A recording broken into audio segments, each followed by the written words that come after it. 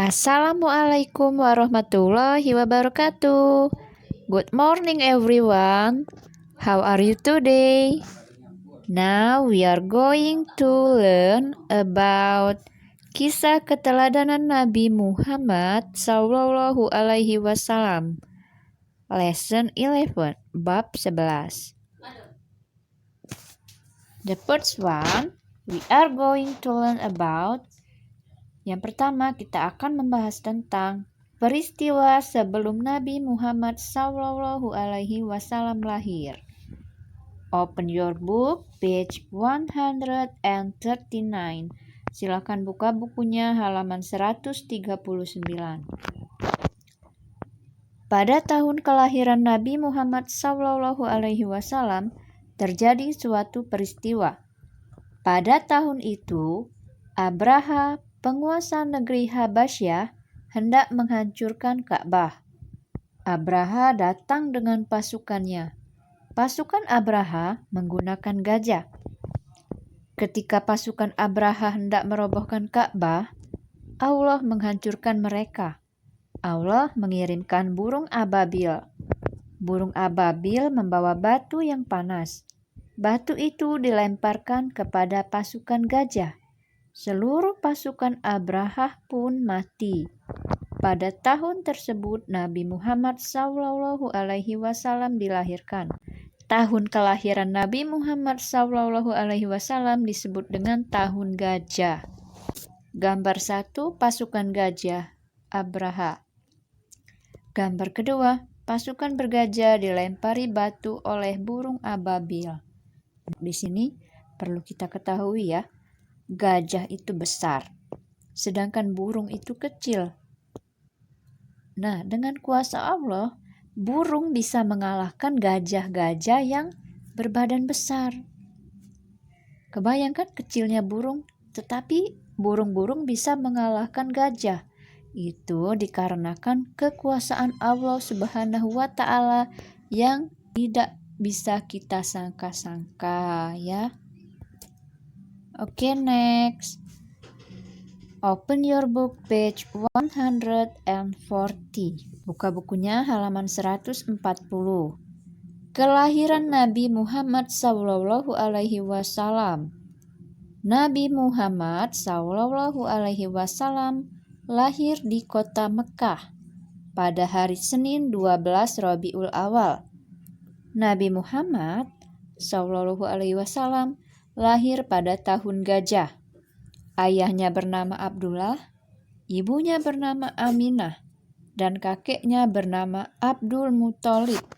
Nabi Muhammad Sallallahu Alaihi Wasallam lahir dalam keadaan yatim.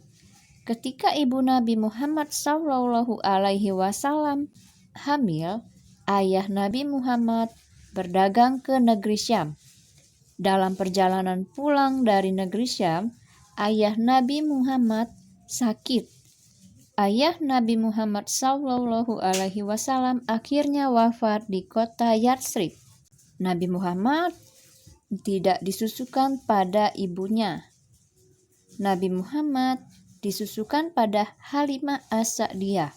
Pada masa itu, kebiasaan bangsawan Arab menyusukan bayi kepada orang lain. Nabi Muhammad Sallallahu Alaihi Wasallam disusui Halimah. Hingga usia 2 tahun, Nabi Muhammad Sallallahu Alaihi Wasallam juga diasuh Halimah hingga usianya 4 tahun. Nah, anak-anak masih ingat kan?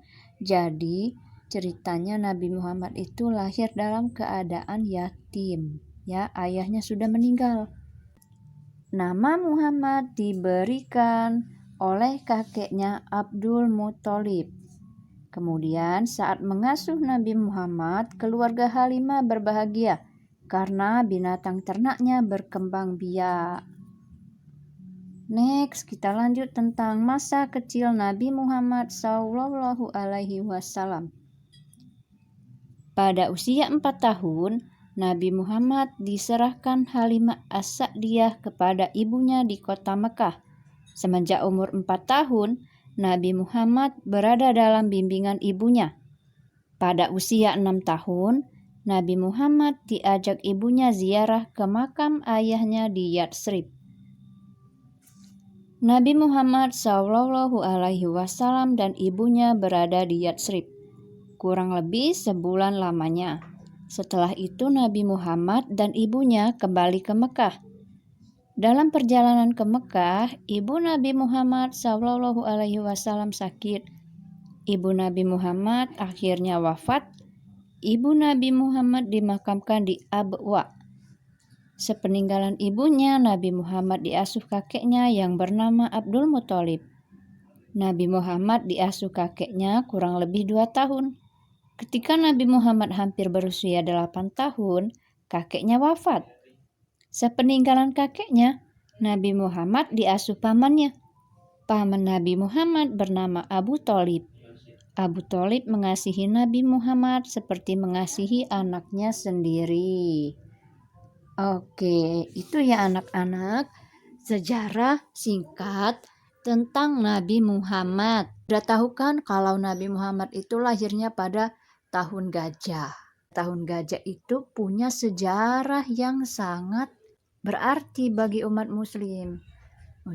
Penasaran tidak apa sejarahnya? Untuk menghilangkan rasa penasarannya, mari kita tonton cerita tentang pasukan bergajah yang menyerang Ka'bah, kemudian dikalahkan oleh burung ababil berikut ini. Yuk kita tonton. Kisah penyerangan pasukan bergajah ke Mekah. Kisah ini disebutkan di Al-Quran, Surat Al-Fil ayat 1 hingga ayat ke-5. Kisah ini menceritakan tentang gagalnya penyerangan pasukan bergajah yang ingin menghancurkan Ka'bah. Dalam kisah ini, Allah memberikan pelajaran bagi kita tentang akibat seseorang yang sombong dan merasa dapat melawan kekuasaan Allah. Peristiwa luar biasa ini terjadi sekitar tahun 571 Masehi di kota Mekah yang bertepatan dengan tahun kelahiran Nabi Muhammad SAW. Kota Mekah ramai dikunjungi masyarakat karena letaknya yang strategis, berada pada jalur perdagangan di Hijaz. Terlebih lagi, setiap hari banyaknya pengunjung yang mendatangi Ka'bah. Hal itu membuat kota Mekah semakin ramai. Sementara itu, Gubernur Yaman bernama Abroha yang membangun pusat pemerintahannya di kota San'a merasa iri dengan keramaian kota Mekah. Ia berpikir bagaimana caranya agar kota San'a lebih ramai dari kota Mekah. Abroha memiliki ide untuk membangun gereja yang megah. Gereja itu diberi nama Al-Quds. Ia berpikir dengan adanya gereja yang mewah dapat menarik perhatian masyarakat dan menyaingi kota Mekah. Wahai pengawal, bagaimana perkembangan kota San'a sekarang setelah dibangun gereja Al-Quds? Apakah lebih ramai dari kota Mekah? Maaf tuanku, walaupun kita sudah membangun gereja yang megah, orang-orang tetap ramai mengunjungi Ka'bah. Apa? Baiklah kalau begitu, kita akan hancurkan Ka'bah. Siapkan pasukan yang besar. Besok kita berangkat menuju Mekah. Siap tuanku. Keesokan harinya, Abroha bersama para prajurit bersiap untuk menyerang Ka'bah. Mereka menggunakan gajah untuk mengangkut segala peralatan perangnya. Sesampainya di perbatasan Mekah, pasukan Abroha melakukan aksi perampasan. Mereka merampas harta benda dan hewan peliharaan penduduk Mekah, termasuk unta-unta milik Abdul Muthalib. Abdul Muthalib adalah kakek Nabi Muhammad, sekaligus orang yang diberi kepercayaan sebagai juru kunci dan menjaga Ka'bah. Wahai saudaraku, Abdul Muthalib, ada hal buruk yang ingin aku sampaikan kepadamu. Ada apa, wahai saudaraku? Kenapa nafasmu tersengal-sengal? Ada seorang bernama Abraha. Ia datang dari Yaman bersama pasukan yang besar.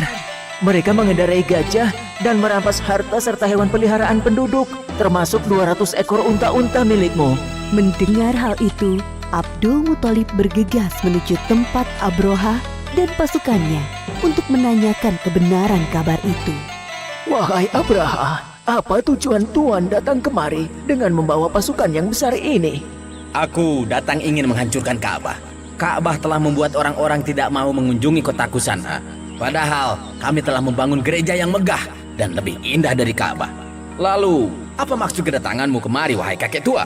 Saya minta Tuan mengembalikan 200 unta-unta saya. Jadi, kamu tidak berniat untuk menghalangiku menghancurkan Ka'bah, wahai kakek tua? Saya hanya memiliki unta, sedangkan Ka'bah bukan kepunyaan saya. Ada Tuhan yang menjaganya. Baiklah, aku akan mengembalikan unta-untamu. Sekarang, pergilah, wahai kakek tua.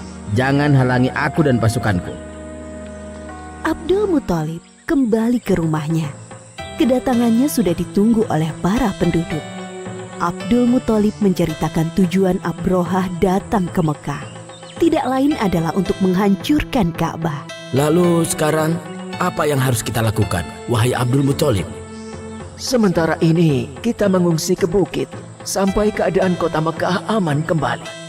Baiklah, kami akan segera berkemas-kemas. Abdul Muthalib dan para penduduk mengosongkan kota Mekah.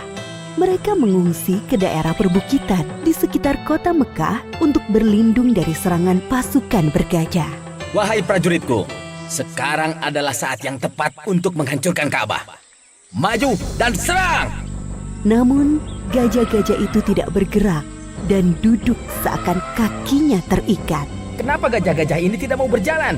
Wahai prajurit, cepat pukul gajah-gajah ini agar mau bergerak. Para prajurit memukul gajah-gajah itu berkali-kali dengan harapan agar mau berdiri. Namun usaha mereka sia-sia. Wahai Tuan, lihatlah ke atas langit. Apakah itu? Dari arah langit, tiba-tiba datang sekawanan burung membawa batu-batu panas. Seperti yang disebutkan dalam surat Al-Fil ayat 3-4.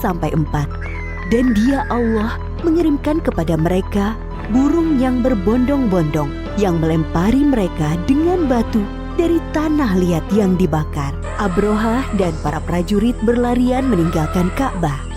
Hanya beberapa langkah mereka bergerak, tubuh mereka kepanasan dan sendi-sendi mereka terlepas terkena serangan burung ababil.